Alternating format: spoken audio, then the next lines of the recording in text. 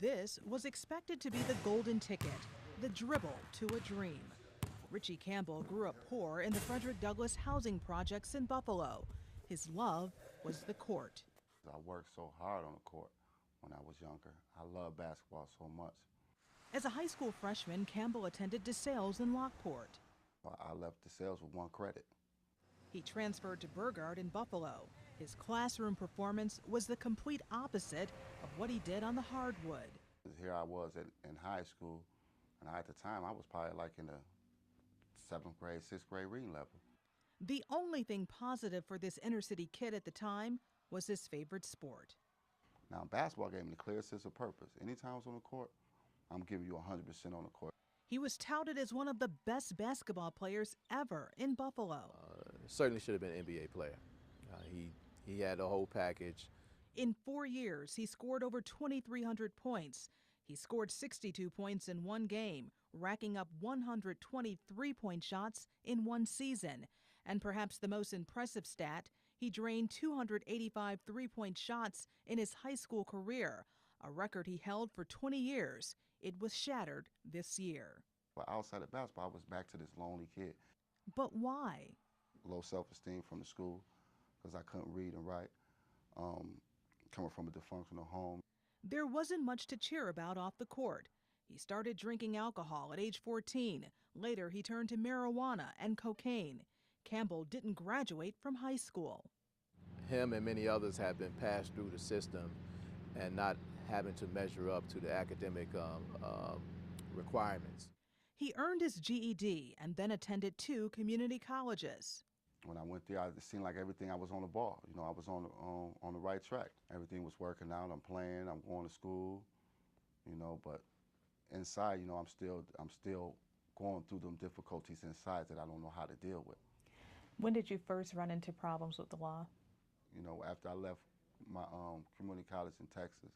You came back home? I came back home and... He went to jail for 8 months on a weapons conviction. So when I came home, it was like you thinking you want to change from what led you to that. And you want to do something better, but you go right back. Back to drugs, only this time it would lead to a scar for life. And was home 12 days.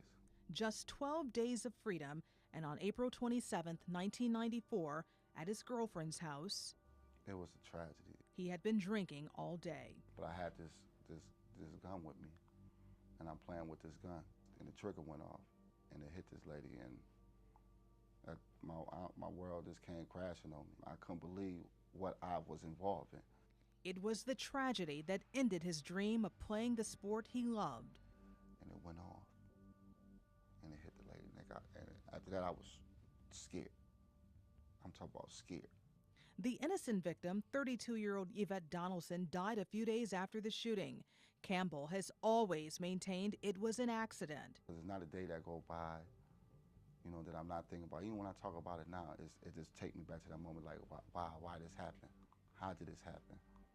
Why I had to be involved? Why I had to have that gun? He was charged with murder, convicted of manslaughter, as the judge sentenced him to the max, 12.5 to 25 years. The victim's family was outraged. He pulled the trigger and killed my daughter.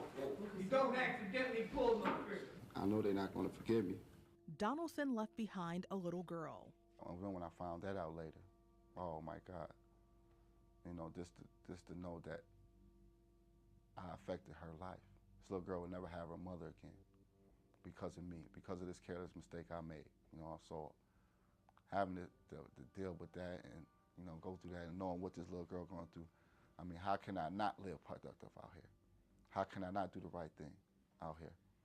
You know? What would you say to them right now? I would listen to them, what they have to say.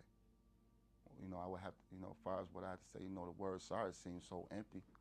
It seems so inadequate. It seems like this ain't the right thing to say. What sorry could do? I can't bring her back. You know, only thing I could do is be productive out here. Coach Fadri Ansari is Campbell's mentor who promised Campbell's mother that he would never leave him. I'm really hoping for Ritchie because I think his talent and his gift that he has can go beyond basketball. And I'm hoping he find that niche and find a way that he can get back. This is where I used to always be, right here, man. That's where it all started for me. In December 2010, after serving nearly 17 years in prison, Campbell was released on good behavior. The JFK Center is where Campbell played ball as a kid. When he walked in, the security guard was moved to tears. All right, man. All right, man. And for the first time in nearly 20 years, Campbell returned to the court where it all started. Look at my chip, it looks so small now. The talent he had shined once again. When I first saw him, it put a smile on my face to see him here again. I'd rather shoot basketballs than shoot guns. If I'd have used the same qualities on the basketball court I used in my life, I think I'd have turned out good. And that's what I want to show kids. We all make mistakes. We all have done things we're not proud of. But to come back and try to help from there and learn from a mistake and try to help the community and give back again is just a testament to who he is and everything he's gone through. Campbell, a father of two, has missed out on so much. Did you know that She was little. has worked with your son? You the one work with my son, Ritchie? He would always pull back. It's amazing shoot that I that met you. jumper. Little did he know, she also remembers watching him play in high school. And outside in the old neighborhood, as he walked from across the field, he was spotted, and out of nowhere, people just came. I'm so happy you're home, man.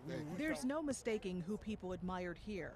And there's no forgetting who that once great player was, what he did, and now what he plans to do. You can't erase the mistakes you made, Cannot. but is there a message you can send to the young people today? I paid the price. You don't have to go through that. And you have to show these kids that they love and care for. Kids nowadays, they can just come back to you and say, but you did X, Y, Z. Why should I listen to you? Why should kids today listen to Ritchie Campbell? Because there's always consequences behind your actions.